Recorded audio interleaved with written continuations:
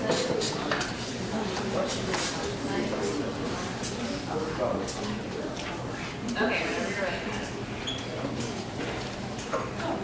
my name is Madison Beckford, and today I will be talking to you all about my disease, tuberculosis. These are my objectives. First, I'm going to start with the background, then I'm going to move on to history and transmission, then I'm going to talk about the effects of tuberculosis on the body, I'm going to move on to symptoms, diagnosis, and risk factors, then I'm going to talk about treatment and prevention, then I'm going to talk about experimentation, future research, and then I'll open up the floor to questions, comments, and constructive criticism. Background. Mycobacterium tuberculosis is the bacteria that causes the tuberculosis disease. Mycobacterium tuberculosis has a unique waxy cell surface, which causes it to be impervious to the regular gram staining techniques. This means that it is neither gram positive or gram negative.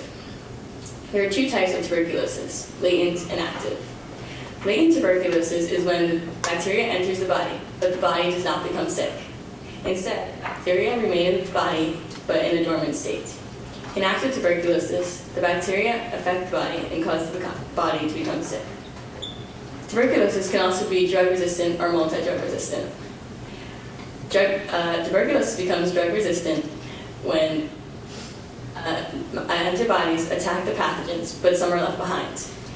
Those bacteria left behind become immune to that antibody, and this is an ability that they can pass on to future strains.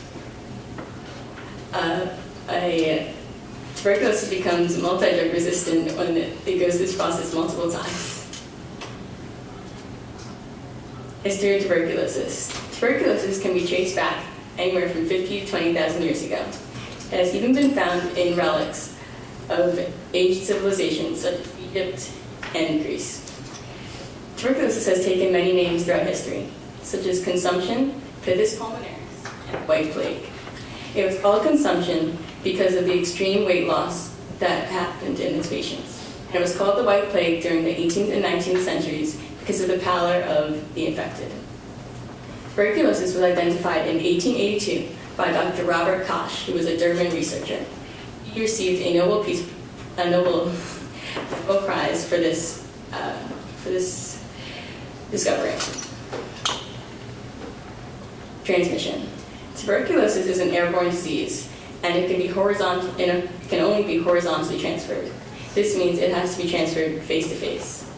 Tuberculosis is transmitted with coughing, sneezing, singing, or laughing, and the person must have active tuberculosis in order to spread it to others.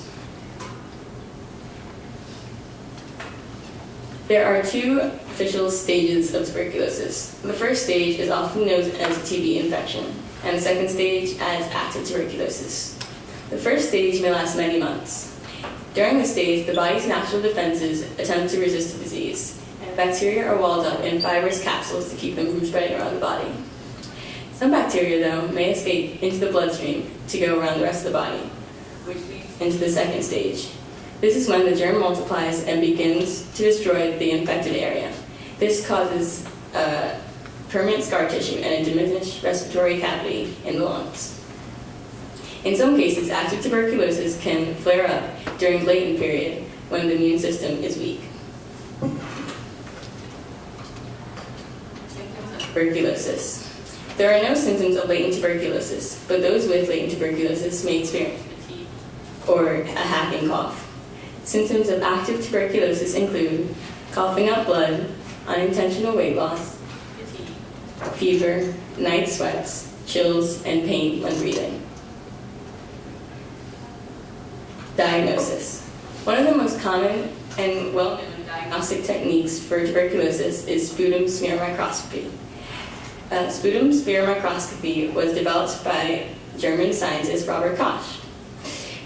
Sputum smear microscopy is used to identify Mycobacterium tuberculosis as well as many other bacteria. During sputum microscopy, a sample of the patient's sputum or mucus is collected. It is then placed on a slide and stained with active stain. A lab technician then meticulously observes the slide to to see if and records the number of organisms observed. Although this method of diagnosis is cheap, it is not always precise.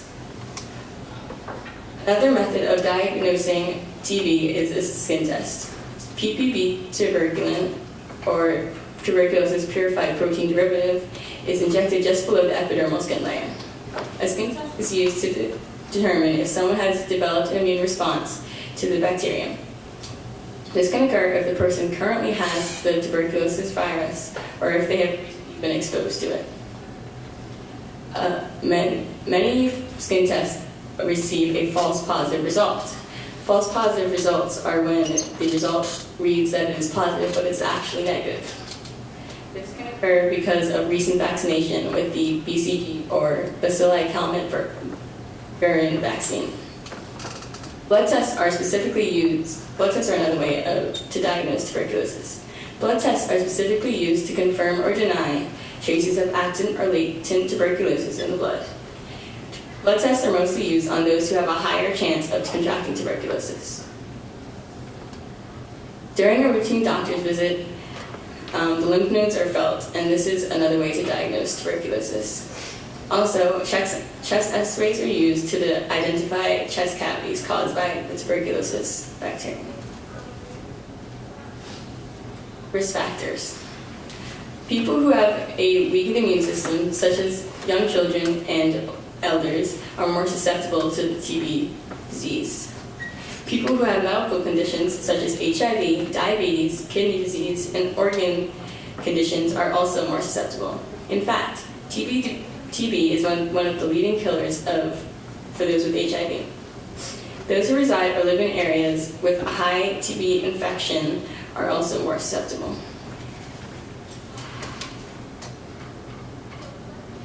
Treatment and prevention. Active tuberculosis should be treated for 6 to 9 months. The most common vaccine used is the bacilli calmette-guerin, or BCG vaccine. The BCG vaccine is made from a strain of thin cow tuberculosis bacteria. The BCG vaccine is given to infants who are at high risk of contracting tuberculosis. BCG has existed for over 80 years. BCG is also used to treat those with bladder tumors or bladder cancer. Common side effects of the BCG vaccine include swollen lymph nodes, fever, and vomiting. Preventative therapy is also available to those who have latent tuberculosis.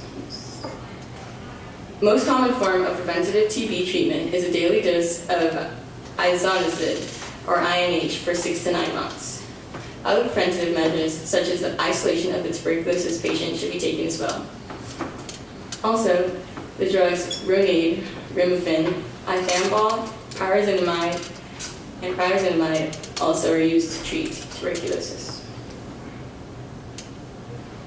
The experiment that I reviewed was the drug therapy of experimental tuberculosis, improved study by combining SQ109, a new diamine antibiotic, with existing TB drugs. The scientists that completed this experiment were Boris V. Nikonenko, Maria Protopopova, Rita Samala, Leo Enick, and Carol A. Macy. The objective of this experiment was to test the effects of SQ109 combined with existing drugs on treatment duration, because the existing treatment methods were a very long and painful process for those patients. The hypothesis of the experiment was that when SQ109 was combined with existing tuberculosis drugs, treatment duration would shorten. Experiment, procedure, and results. There were 2 parts of this experiment. In part 1, the mice were inoculated intravenously, meaning directly into the vein, with H37RV, which is a saturated tuberculosis strain, to 5 days a week for 3 weeks. They were then treated with traditional treatment methods. The scientists then recorded the amount of live bacteria cells to determine the effectiveness of the traditional vaccines alone. In the second part of the experiment, the mice were inoculated again with the same tuberculosis saturated treatment. They were then treated with the drug combined with normal treatment drugs combined with SQ109, and the effect was tested again. The results showed that SQ109 helped to shorten the time needed for therapy and also boosted the effectiveness of the treatment.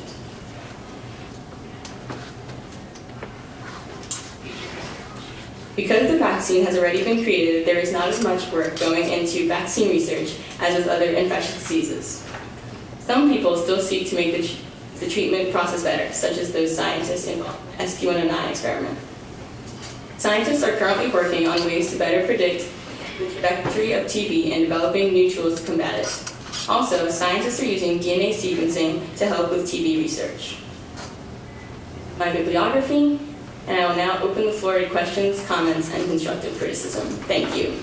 Justin, raise your hand if you have a question for Matt. Who's not? You said that signs of tuberculosis had been found in like old world relics. You mean like things depicting symptoms or something? Or Yes, like there have been ruins where symptoms of tuberculosis have been.